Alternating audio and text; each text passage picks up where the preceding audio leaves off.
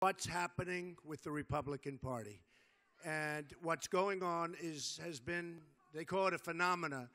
I've been on the cover of Time magazine more times than less. What's happening is millions and millions of people are going out and they're voting. But they're not voting for Democrats. They're down 35% from 4 years ago. They're voting for Republicans. Amazing. And it is actually, believe it or not, it's the biggest story in politics today worldwide because nobody's ever seen it before. It's a phenomena. And I'm so proud to be a part of it. We went to South Carolina. We went to every place, virtually every place. Not virtually. I mean, every single place. Record attendance, record crowds, record votes. And it started with New Hampshire, and it actually started with Iowa, and then New Hampshire, and then right after that, it just kept going. And a person came up to me from New Hampshire and said, you know, Mr. Trump, I've been at the voting booths now for a period of 30 years. I've never seen crowds like this, like 10 blocks long.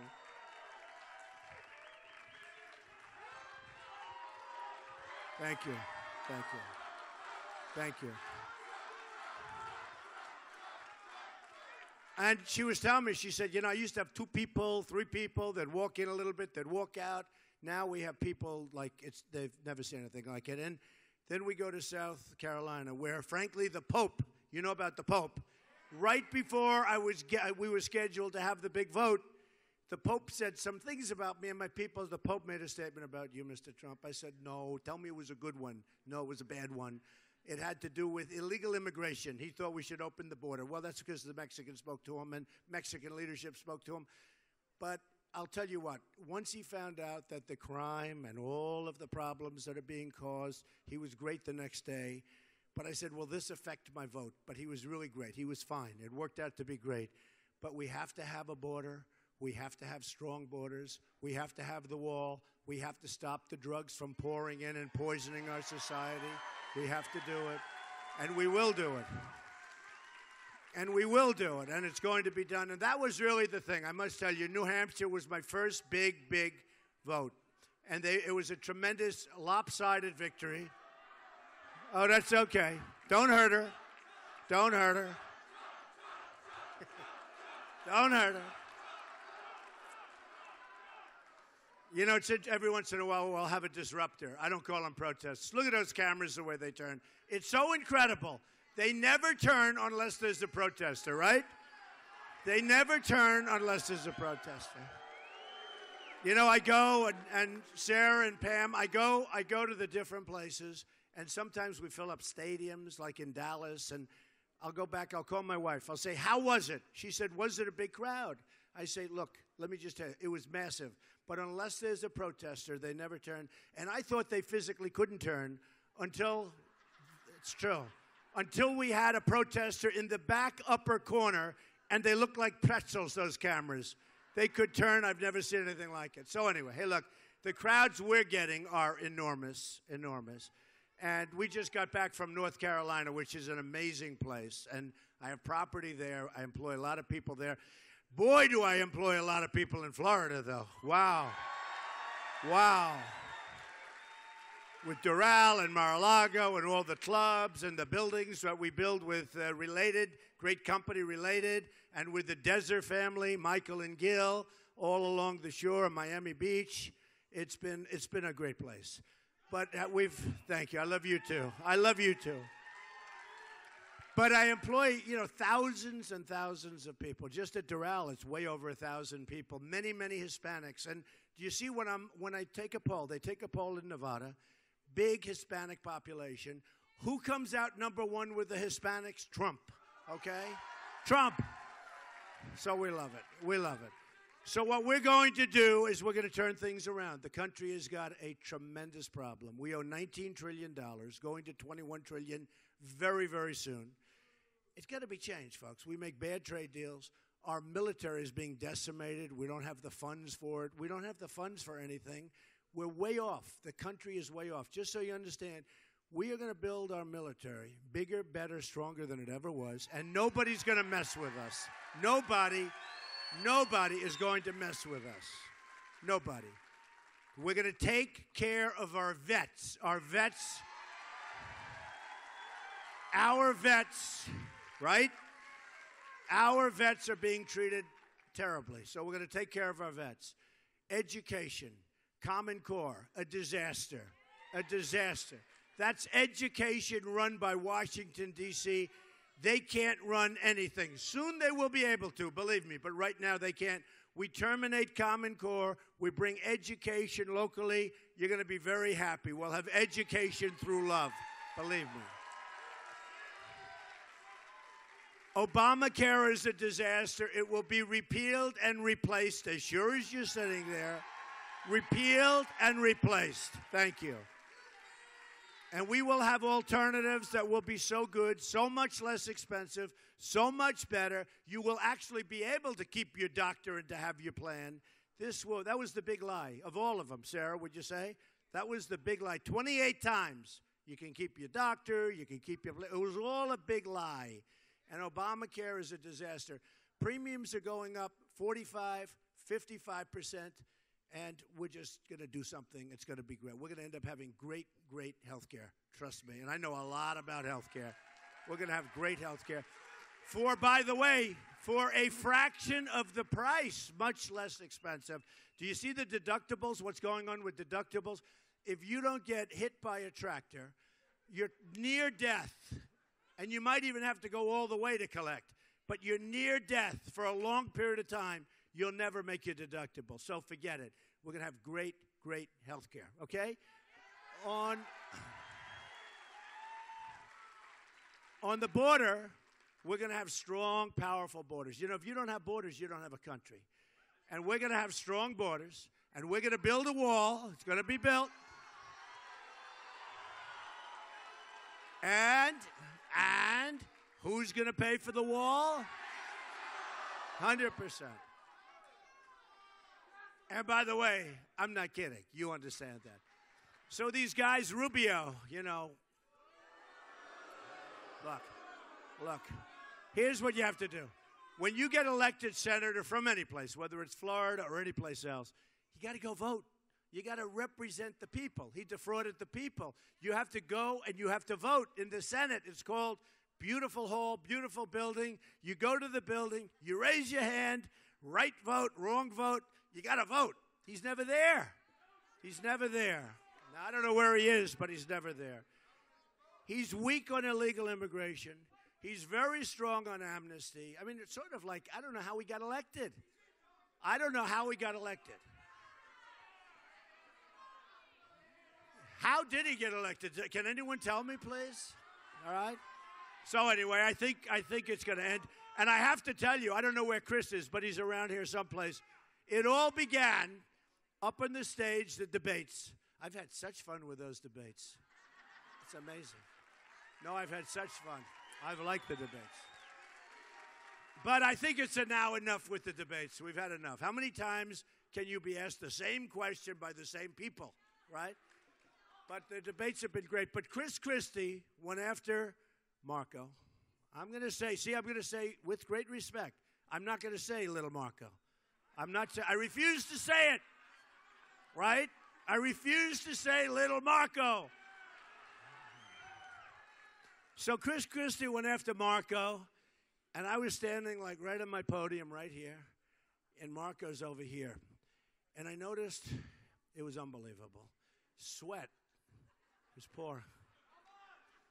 And I know Chris is tough, but I didn't know he was that tough. Where the hell is Chris? I'll tell you, it was a very impressive situation. So I'm standing here. Chris is over there, and he looked like Perry Mason. He's got his elbow on the thing. The whole thing was going. And he's grilling Marco. And Marco gave the same answer once, twice, three. And I said, this is weird. He keeps giving the same exact, like it was a robot, right? They call him a robot. So he kept giving the same. And then after the fifth time, I said, what's going on over here? And I had this big, powerful hand. Big, powerful. I was going to grab him because I didn't want him to go down. He was choking. So anyway, Marco, look, we have a big election coming up. We can really change things. And, you know, Marco's not going to do it. And Lion Ted, thank you, I will. And Lion Ted, Lyin, with an apostrophe. You know, we call him Lion Ted because, look, even Marco said, you're a liar. See, I could only call him a liar after another senator called him a liar. Remember in the debate? He looked at Ted. He said, you're lying. And I said, yeah, well, how about Ben Carson, who, by the way, 2 days ago endorsed me, also great guy. Dr. Ben, right? We have such great, Jerry Falwell Jr. endorsed me. We have such great endorsements. Jerry Falwell from Liberty College endorsed me. And it had so much to do between Sarah and Jerry and all of these people. I tell you what, it had so much to do with the fact that I lead with the evangelicals. Don't forget, when I went to South Carolina, that was supposed to be for Ted Cruz. That was Ted Cruz country. 67% evangelicals. And I won in a landslide. Everyone said, what's going on? They all said, what's going on? So it was great. It's been great. But Jerry Falwell has been so great.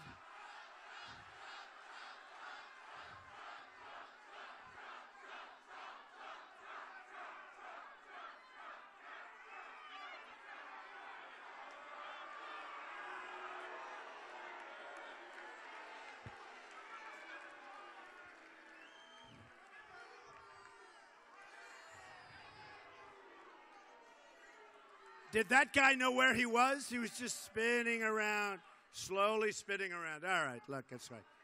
You know, I was telling Sarah before.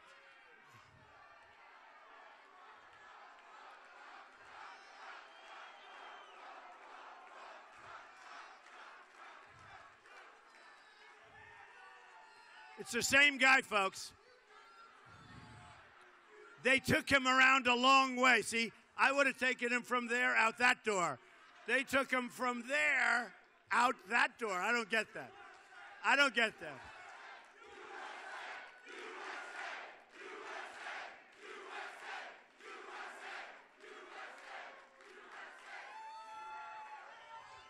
It was amazing. They took that same guy from here.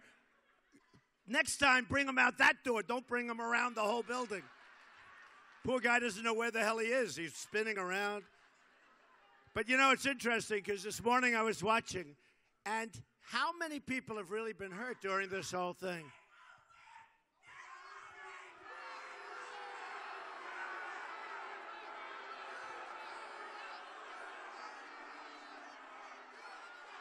Get him out of here. Get him out of here.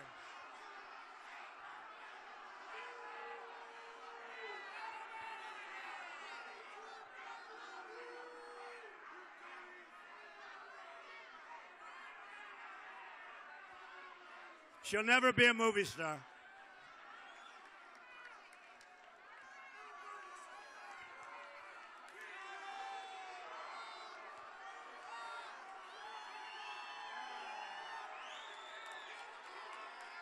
Yeah, get her out, please. Look at those cameras. Look at the cameras. They're all looking over there. Look at that. Look at that. Look at that. They can't turn them any more than that. Unbelievable. Unbelievable. All right, yeah, get her out. Thank you. Get her out. Nearest exit. Always the nearest exit. By the way, are our police great? All over the country, right? All over the country. They don't get treated properly. They don't get treated properly. They're great. But we'll have that. You know, somebody wants to get on television. They stand up. They think they're going to be movie stars. They're not going to be movie stars. Don't worry about it. Remember when they took the microphone away from Bernie Sanders? The two of them got up, and they grabbed it, and they talked. And I remember the audience. Oh, get out of here.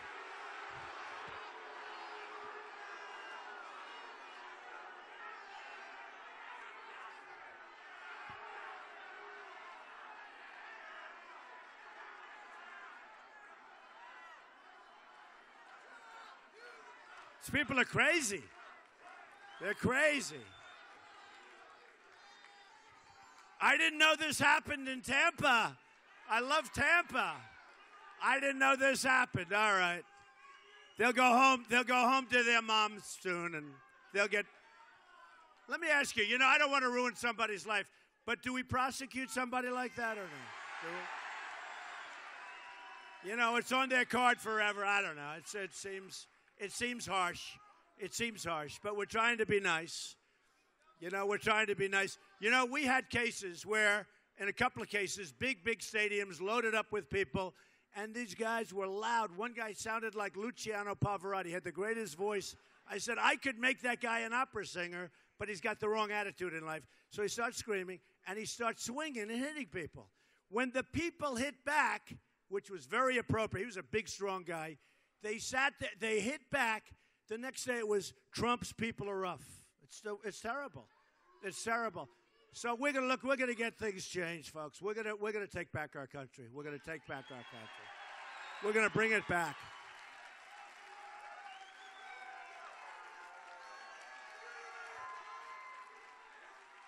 We're going to bring it back. We're going to make America great again, folks. We're going to make America great again.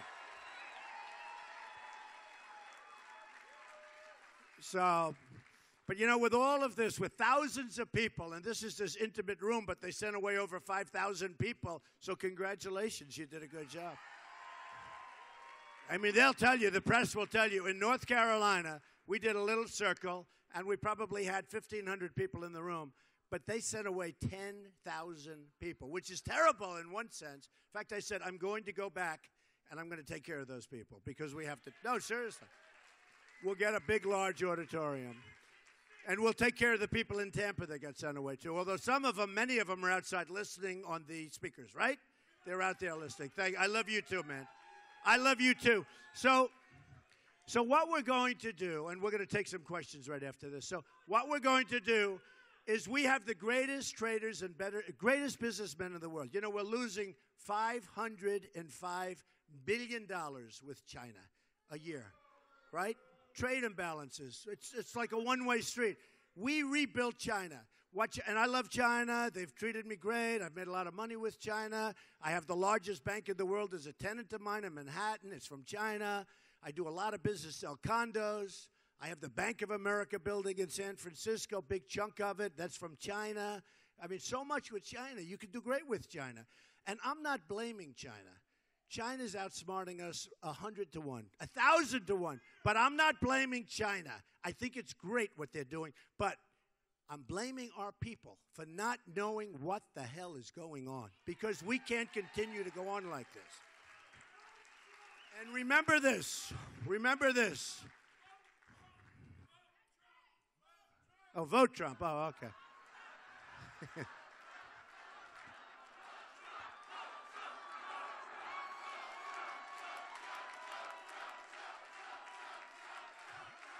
Thank you.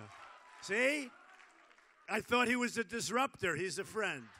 See? Even Sarah thought that, but he's a friend. Good. Thank you. And by the way, speaking of vote Trump, please go out tomorrow and vote. Go out tomorrow and vote. You know, in Florida, they have the early voting, and I think like 40% of the people, who's already voted? Yeah. That's great. That's great. No, Florida has a great system. They have early voting.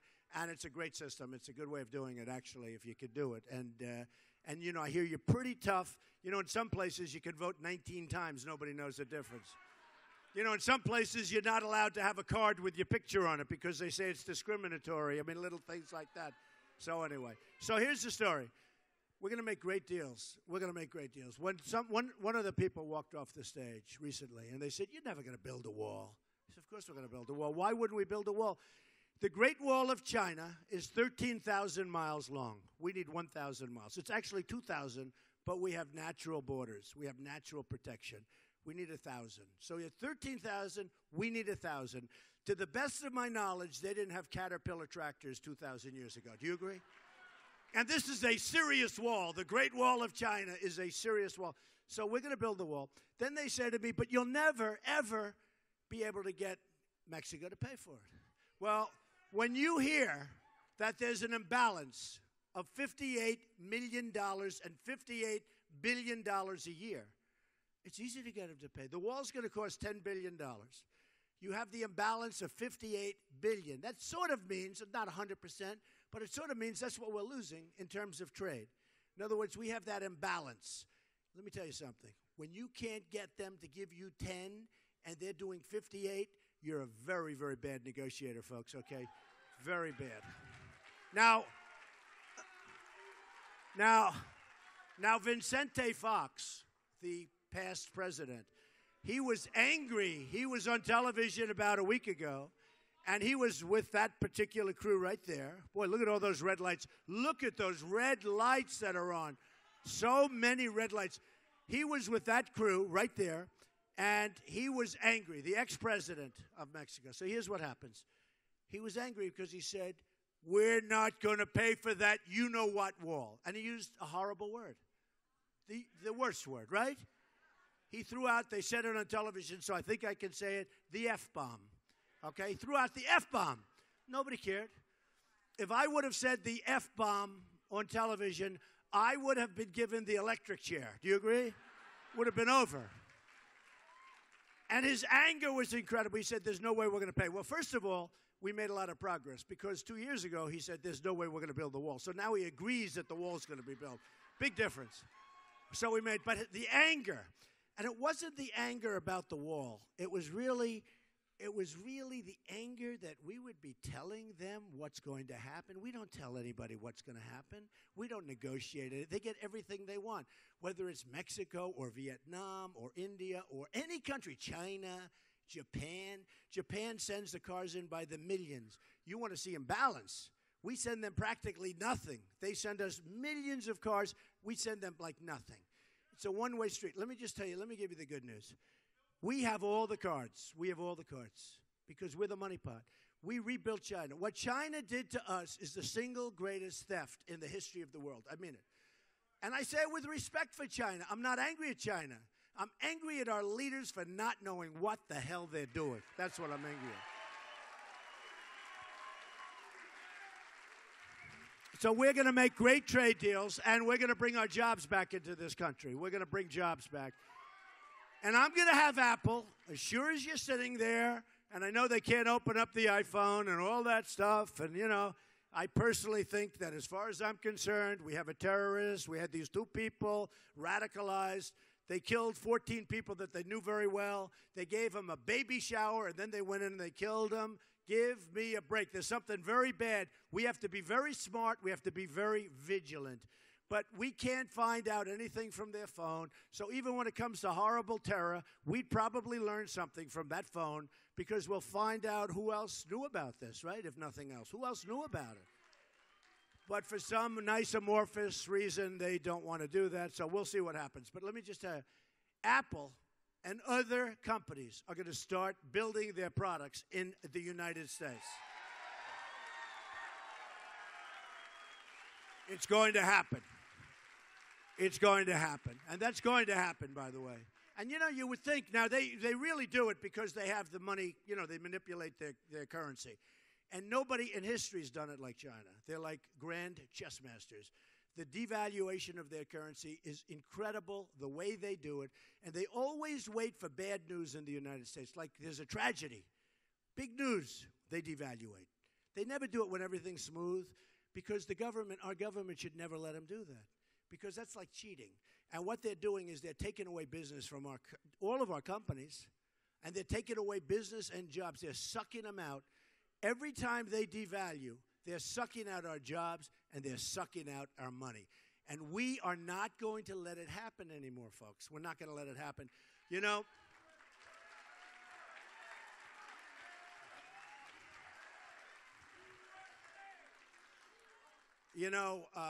a little while ago, it was just announced recently, but a little while ago, people thought China would never devalue for a long, long period. And then we had a problem with ISIS, or one of the many, many problems that we had, and it was big news. It took over. And China gave the biggest downward devaluation ever that they've ever done, actually, in many decades, okay? They gave this massive, and I said, there's no way they can do it. But I looked at the news, and it was so covered with that one tragedy and that one event that they get away with this stuff. We don't have people watching. They're not vigilant. They don't want. We are just going to change things. Okay, we're going to change things. Let me just give you one example. So the other day, 2 weeks ago, I'm watching television, and through the iPhone, I see that a certain company named Carrier Air Conditioning, I buy Carrier, good units. Carrier Air Conditioning is going to move to Mexico. You saw that. Not going to happen. It's not going to happen. They can move, they might move, but here's what we're going to do. Now, I'm a very conservative person, but when it comes to trade and when it comes to being like intelligent, I like to say common sense conservative. Here's what we're going to do. We're all free traders, right? But to be a free trader, you have to be smart. And we don't have the people that know what they're doing, so we can't be free traders in the true sense of the word. Here's what we're gonna do with Carrier. We're gonna tell Carrier very nicely. And you know, my wife always goes, she said, darling, like in the last debate, she said, and Ivanka said, both Melania, Ivanka, you don't know about this, Sarah. They said, darling, don't always fight. Be presidential. I said, what? Oh, it's true. It's true. They said, be presidential. I said, wait a minute. If they come at me, I have to come back at them. I mean, when I hear little Marco say bad stuff, I got to hit him back, right? Right? So they said, no, just be presidential. It will sail right over your head. I said, like hell it will. It's not sailing. So anyway. But the last of it, I really purposely, I said, look, I'm just going to sort of locate a little bit. And actually, you know what? They say I've won all of the polls. Drudge is an amazing guy. All of the polls, Time. From the beginning, they say that Donald Trump won the debates. I won them both ways. The last time, though, I was nice, right? Was I nice? I didn't criticize. I answered questions. I wasn't a wise guy with these two characters. And the third, don't forget the third. We have to talk about the third. So he always says he's the grown-up in the room. Let me tell you, if you remember the first two debates, he was nasty and vicious and terrible, and he came at me, and I said, what do you mean? You were a managing partner at Lehman Brothers, right? What are you talking about? You were a managing partner at Lehman, and the only reason Ohio is doing okay, and now it's not doing okay, now it's doing badly because prices went down, the only reason Ohio is doing okay is because you were sitting on top of oil. Without that, Ohio is doing terribly. They've had the biggest budget increase of anybody. This is a guy that approved NAFTA, and now he's trying to approve TPP, which I assume you're against. It's a disaster. It's a disaster. And that will suck the rest of the business out of Ohio. So we'll see what happens with Kasich. I mean, I'm doing well with Kasich. I'm doing well with your gentleman, Mr. Rubio, Senator Rubio. But we're going to see what happens. But if you remember, now he goes along. So I really hit him hard. That first debate, and you know, like he's this nice guy. I hit him so hard that he never came back at me again. It was like 30 seconds of horrible, horrible fury. And he went, oh, holy. And since then, Sarah, he's been a nice person. And then there was this horrible ad, one of the worst ads about me. I don't think any human being has ever had more advertising, negative ads. Every time I turn, the other day, last week, we had the World Championship of Golf at my resort, right, at Doral, right? Everybody watch? And a great guy, Adam Scott, won. Good old Adam. Adam's the greatest. But Adam Scott won. But it was so terrible. I'm in the booth with all of these people, and they're all the head of Cadillac, all these big people, and I'm watching the tournament's great. Because you see, you know, they have televisions all over the place. We're watching, and Adam's playing great, and Rory, and everybody's playing great. And every time there's a commercial, it's about me. What a horrible human being. And I kept saying, turn that down, you know, for the commercial. And by the way, they're such false commercials. They make up whatever they want to do. You know what you do? You go and you fight it. You go and you fight it. And by the time the election's over, they say, okay, we think you're right. Great. But let me tell you, I've never seen anything like it. The barrage, I think they've spent $38 million on negative ads. How am I getting these poll numbers, Sarah? What's going on? You know, the truth is, the people of this country are smart. They get it, okay? They get it. So just to finish, then we'll take a few questions. But, you know, it's very, very cute because, so Carrier announced, we're leaving. Some management guy, looked like a mid-level management guy's up there talking to 1,400 people, really great people, the workers. It says, we're moving. I just want to let you know that Carrier's moving to Mexico. And they have an iPhone. Somebody had an iPhone. It wasn't supposed to be on. And it was all over television. And it was very sad to watch it. So here's the story. They talked about me acting presidential, but I can't do that for this. This is too easy. Carl Icahn endorsed me, great businessman. Many of the great business people endorsed me. They all want to help. They're going to negotiate for us. They're going to do great. They don't want any money. They just want to kill. These are great, great natural chess players, right? We have political hacks. We have political hacks negotiating. We have a very nice person, because Ivanka likes her. Carolyn Kennedy, ambassador to Japan, is in charge of Japanese and cars. I mean, come on, give me a break. Okay, so ready? So here's what we're doing. So I'm going to say to my wife, I'm going to say to her, I'm sorry, let me act unpresidential. I got to do this one myself. I don't want Carl Icahn to do this. It's too easy, okay? It's too easy. You'll help. Anybody in this room could do better than what we do. So here's what we do. I call up the head of Carrier. This is the President of the United States, Mr. Donald Trump. Thank you. And I say, let me tell you, Mr. President of Carrier, let me just tell you something. Here's the story. I hope you enjoy your stay in Mexico. I hope you build a beautiful factory, a beautiful plant. You're going to love it. I hope your employees are going to be wonderful. But just so you understand, you left the United States. You discarded 1,400 great, great employees who have made you a lot of money for a lot of time. And you think you're going to build air conditioners in Mexico and send them across the border tax-free. Well, you're almost right. You can build and you can send, but you're going to pay a 35% tax on every unit that you send across the border. Every single unit. And let me just tell you what's...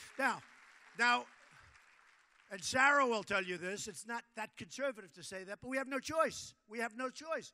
These conservative people, the National Review, that say, he's not a free trader. I am a free trader, but we have to be smart. We're losing all of our businesses. Pfizer just announced they're moving to Ireland. We're losing all of our businesses, okay? Thousands and thousands of jobs, millions of jobs. We're not going to have any businesses left. The only way, believe me, I was a really good student. I went to the best school.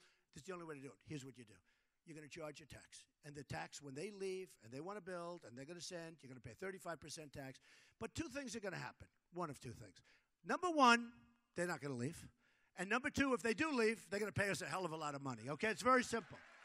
It's very simple. But here's what's going to happen. I'm self-funding my campaign. I'm putting up my own money. Okay? So I'm not. So just in a nutshell. So I'm putting, and it's expensive. It's a lot of money. I know how to do it better than these guys. You know, in New Hampshire, I spent $2 million. I won't say who, but somebody that you know spent $49 million. I came in first. The person that spent $49 million in New Hampshire came in fifth, almost last. Who do you want as your president? Okay. Who?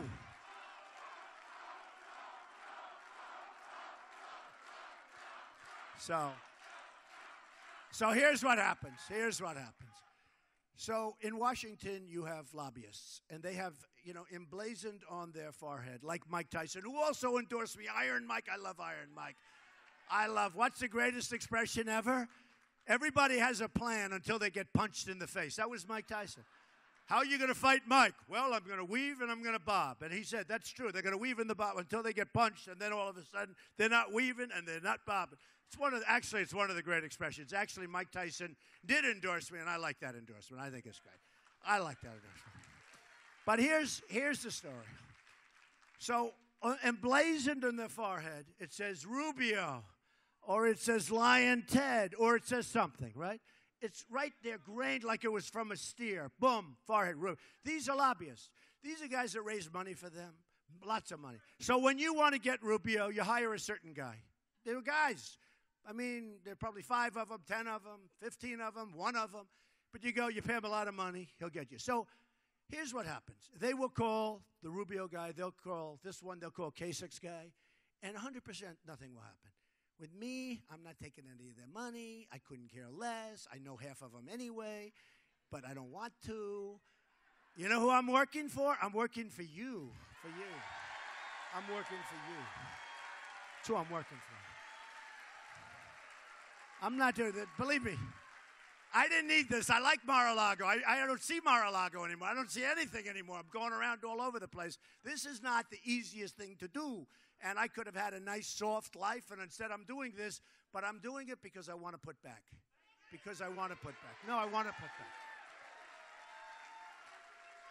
And I built a wonderful business. My kids will run it. I have great executives. I wouldn't care. I won't even talk about it. It's so insignificant compared to what we're talking about. And the numbers I filed are phenomenal, which is telling you take a look at federal elections, very little debt, tremendous, some of the great assets of the world, unbelievable company, tremendous cash flow. I don't care. And the reason I mention that is that's the kind of thinking we now need in this country because we have people that don't know what they're doing. We have people don't know what. It's the largest financial statement ever filed with the federal elections. And boy, those reporters, they were down. When I filed that, they were down there. You know why you never heard about it? Because it's so good. If that was a little bit off. A friend of mine, a very rich friend, said, now I know you're rich because you would have never run unless you were loaded because they would have shot you down. All right. So here's the story. The Mexico, all of them.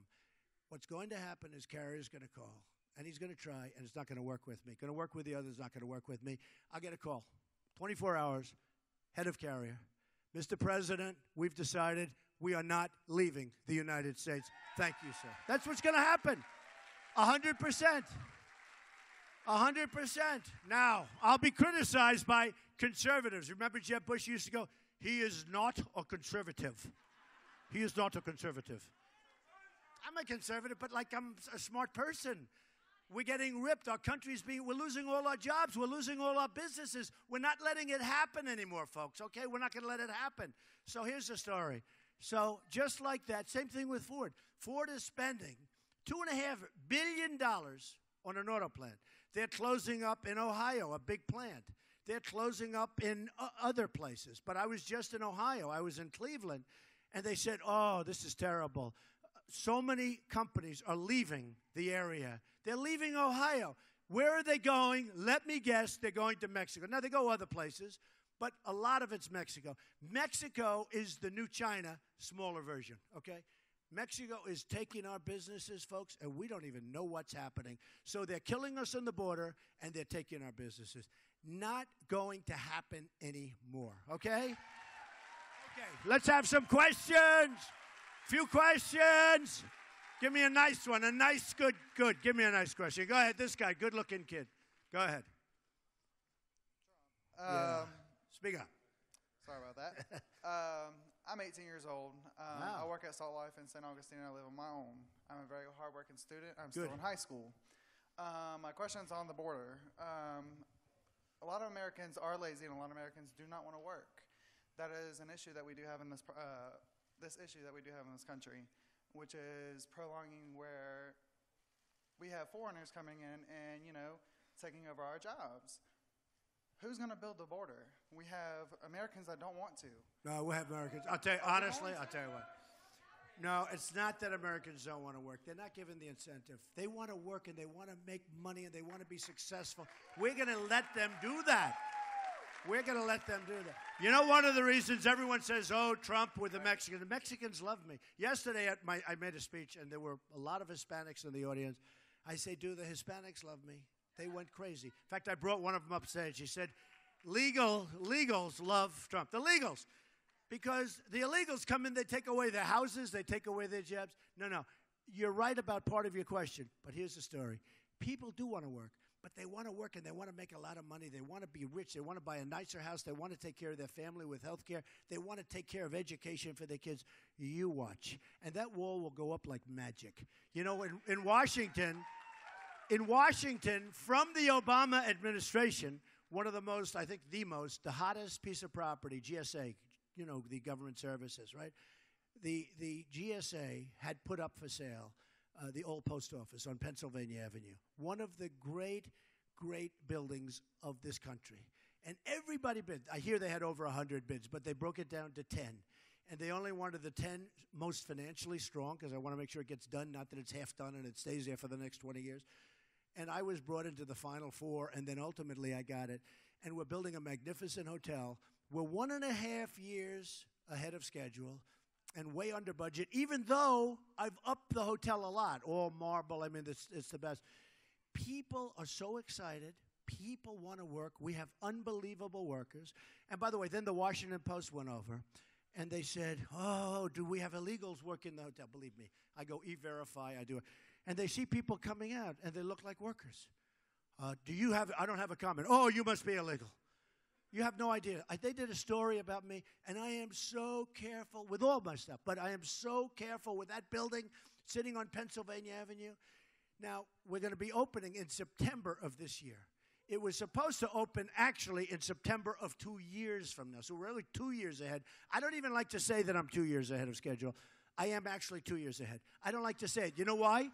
You know why? Because people don't, it doesn't sound believable. It's 2 years ahead of schedule. It's going to open up September of this year. It was supposed to open up 2 years from then. But let me tell you, I like to say now a year, because a year is sort of more believable, even though the fact is that it's, here's the story. Under budget, higher quality than I was going to build, under budget, ahead of schedule. Wouldn't it be great if we could rebuild our infrastructure under budget and ahead of schedule? We can do it. We can do it. But I know how to build. The best thing I do, and the thing I know better than anybody, and you can ask the construction guys in New York, what I know better than anybody is building. But the incentive, they will love it, they're going to love it, but they got to go out and they got to really knock it. And they're going to have incentive, and you're an ambitious guy, right? You're going to go out there, you're going to become rich, you're going to be so much richer than Trump, you're going to look at me, you're going to say, that guy was nothing 25 years ago. Good luck, okay? Yeah, go ahead.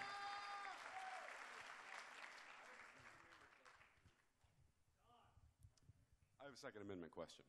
Right now, the ATF in this country is taxing firearm enthusiasts for things that haven't ever been proven to make anyone safe. We pay $200 tax stamps for suppressors. We pay $200 tax stamps for SBRs. These things have never been found to hurt anyone, and it's so far the only kind of people who actually get them and are willing to pay the tax stamp use them legally for recreation. So are you going to do anything to stop that? Well, I'll tell you what, in terms of Second Amendment, you're going to be so protected like you've never been protected before. You know, that's a form of suppression, right? That's really a form of suppression. You know, I tell the story. So in Paris, and a lot of things changed. When I went, I was talking about trade. When I announced on June 16th, I was talking about trade, and I was talking pretty much about the border. And those two things, I was very, very strong, and I shot to the top, and I've been really at the top right from the beginning. You know, from the top, I've been right there. If CNN came out with a poll last week, Trump 49, second is 15. That's a good poll. I mean, it could be wrong. That could be a lot wrong, and I'm still happy. But I've been right from the beginning. I'll tell you something. We have, when we all get together and when we start using our heads, everyone's going to be like this. We're going to do something, but that is a form of absolute suppression. What's happening is when Paris happened, I came down on the escalator with Melania, made the speech, and it was about two subjects. Then you had Paris, and you had 130 people brutally killed. And Paris, as you probably have heard, has the toughest gun laws in the world. You can't have a gun. Only the bad guys can walk around with guns because nobody checks them. So Paris and France has the toughest gun laws in the world. Impossible. You can't get them. So what happens is, here's their gun law. They walk in. They kill 130 people. They go bang, bang, bang. You get over here. Bang. Wasn't one gun in the room except for the ones they had. And then the press called him a mastermind. I said, never call him a mastermind again. And they've stopped, actually. I was going brutal in the press because they call him. And then they wonder why our kids want to join ISIS because they hear the word mastermind. He's a dirty, rotten, filthy thug with a disgusting cap. So what I say about Second Amendment is this, okay? And you could say the same thing for California with the 14 great people that were killed. There were no bullets going in the opposite direction. If Todd Palin were in that room, frankly, if Sarah Palin were in the room, it would have been, forget about Todd, especially now. If Sarah Palin were in that room, but if somebody were in that room that had a gun of some kind attached to the hip, attached to the ankle, where bullets could fly in the opposite direction, you wouldn't have had this. You would have had something maybe. It's also possible you wouldn't have even had the attack because they would have said, we're not going to attack if we're going to get shot at. They thought they could get away with it. And believe me, they do want to get away with it. You know, they say they don't mind dying. They mind dying, okay? So if people would have been on the other sides with the bullets going in the opposite direction, you wouldn't have had this. So just remember what I said. We are going to protect our Second Amendment. Do you understand that? Okay, go ahead. Bob Meyer from Lutz, Florida. Hello, Bob. Vietnam veteran, retired cop. And you and I went to the same school. Wharton School. Good. That's a good school. My question to you, sir, is thank you for funding your campaign, by the way, but Thank you. also in creating jobs, that's going to increase our gross domestic product, GDP. Which right now is flat. It's zero. Hard to believe. It's practically zero, which which is hard. You know, if China's goes down to 7 or 8%, it's like a catastrophe. Ours is 0. Go ahead, Bob. Please also explain to the folks how that also reduces our debt. Okay, I'll do that. Well, you mean if we get it up, it reduces our debt. When we get it, well, it just means we have a vibrant economy. Right now, we have a dead economy. It's totally dead. It's bigger than it was, and yet we have GDP, which is even for the last 2 quarters, essentially even. And we can't have that. And speaking of Vietnam, you know I was very much responsible for building the Vietnam Memorial in downtown Manhattan, so I'm very proud. You know, it's interesting. It's interesting. I've done a lot of things. I've done a lot of things over my life. But almost more than any of the things I've done in terms of that kind of stuff, most people have forgotten I did it, and that's fine. But the one thing is, when I'm walking along or when I'm in a group of people, I get more thanks for the Vietnam Memorial than any other thing. Those guys in Vietnam thank me all the time. And mostly, if I do things for other groups or whatever it might be, it's like, you know, what have you done for me lately? The guys like Bob, the guys that were in Vietnam, there's something special about them. They thank me so much for the Vietnam Memorial. So I just want to tell you that. Okay. Go ahead. Right here. Good. Yes, Mr. Trump. First off, I'm with Team Florida, and I want to be the first to congratulate you on winning Florida by a landslide. Well, we hope. We hope. My question, Mr. Trump, to you is, after you win Ohio also by a landslide, what's next? I hope I win Ohio. You know, the beauty would be if we win Florida and we win Ohio, we can go and attack Hillary. No more attacking each other. Because, you know, and I really appreciate your question / statement. I even like the statement.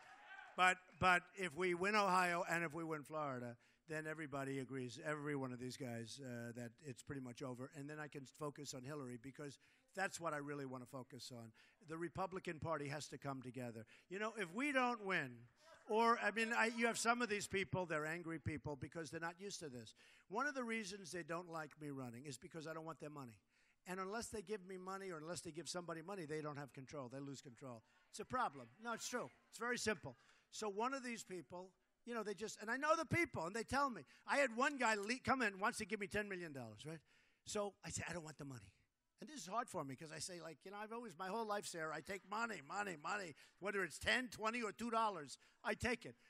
And I joke, I say it, but it's really very serious. I said, I don't want the money. He didn't believe it. He was a sophisticated guy. What do you mean you don't want it? Come on, take it. And then as he's leaving the office, I say, so what are you going to do now? This was a little while ago. He said, well, I'm going to give it to one of the other candidates. No, I'll tell you why. Because they're gamblers. They're gamblers. It's a thing.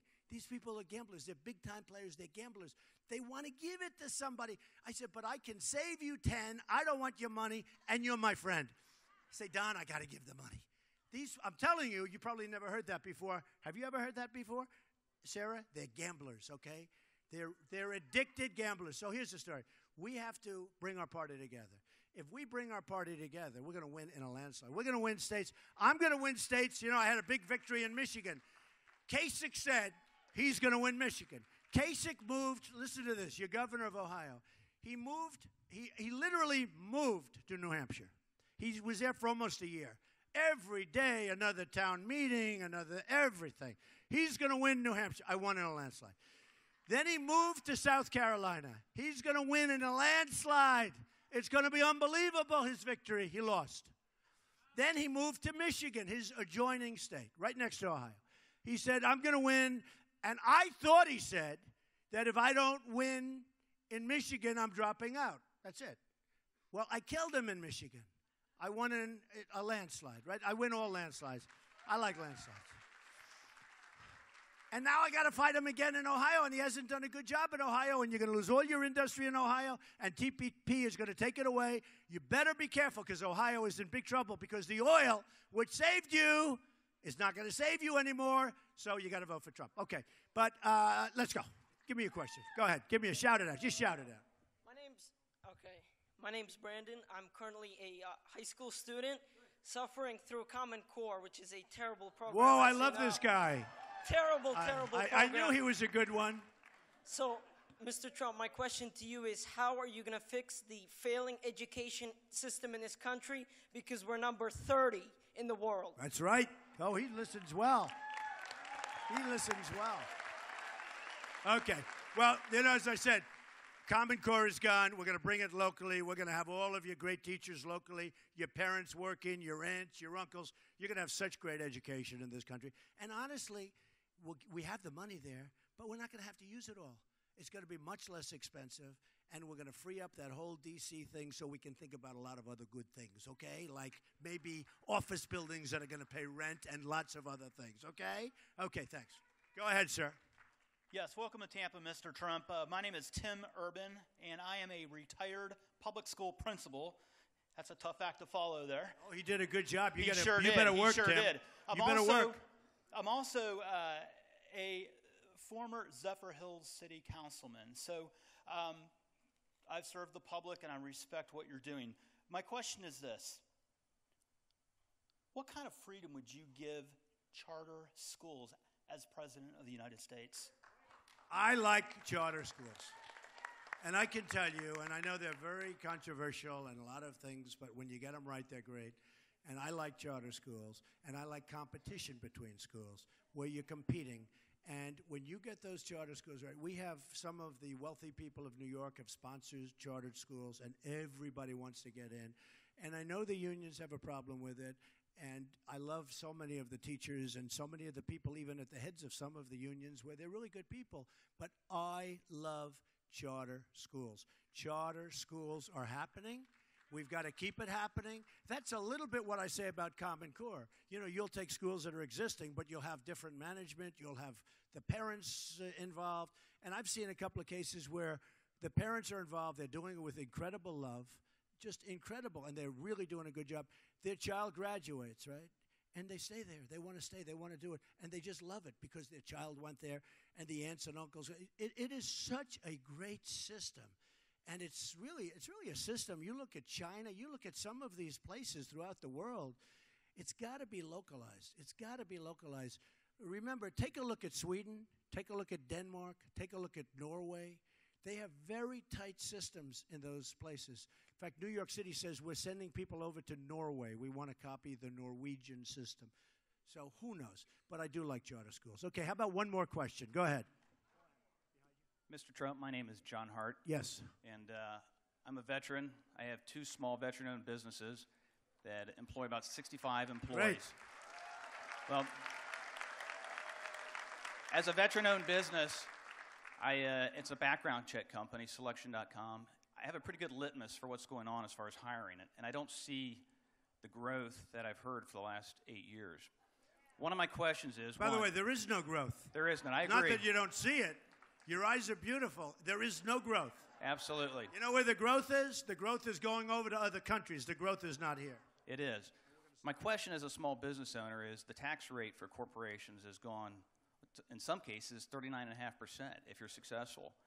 And for me, I see a lot of ineptitude within our Congress, and even the Republican when it was controlled and when it was democratically controlled. My question is this. It seems like tax laws are all passed and voted on in December for that year. And as a businessman, when they pass or they extend a benefit, a tax benefit, it may be 7 days left in the year for us to participate in that. What are you going to do with our Congress to change that so that we can have an effective tax planning as a business? So let me just tell you, we're the highest taxed nation in the world. There's nobody close. Our businesses are horribly taxed, and that's why Pfizer, great pharmaceutical companies leaving for Ireland, and that's why other companies, in all fairness to Mexico and China and all these places I talk about, we're the highest taxed in the world. So I put in a tax plan where businesses are going to be taxed at a much lower rate, where individuals are going to be taxed at a much lower rate, and it's going to have the effect of starting up the economy again. Larry Kudlow came out very, very strongly in favor. He thinks I had the best plan by far. And it's going to come out that we're not going to have a GDP where it's nothing. I mean, we think of it. It was zero last quarter, essentially. Zero. There's no growth. There's no growth. And I actually think it's worse than that. I think they play with the numbers even to keep it at that.